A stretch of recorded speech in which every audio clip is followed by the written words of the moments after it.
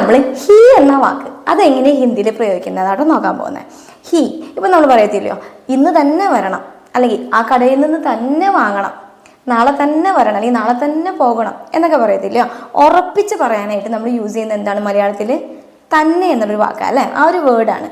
അപ്പോൾ അതിന് പറയാനായിട്ട് അതിന് ഹിന്ദിയിൽ നമ്മൾ ഈ ഹി ചേർത്തിട്ടാണ് പറയുക.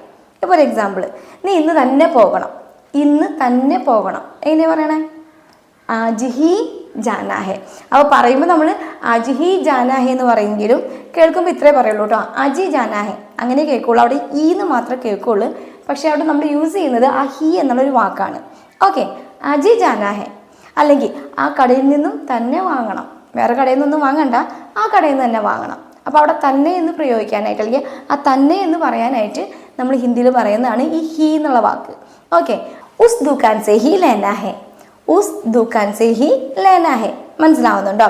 അല്ലെങ്കിൽ നാളെ തന്നെ പോകണം, എങ്ങനെയാ പറയാ? നാളെ തന്നെ പോകണം.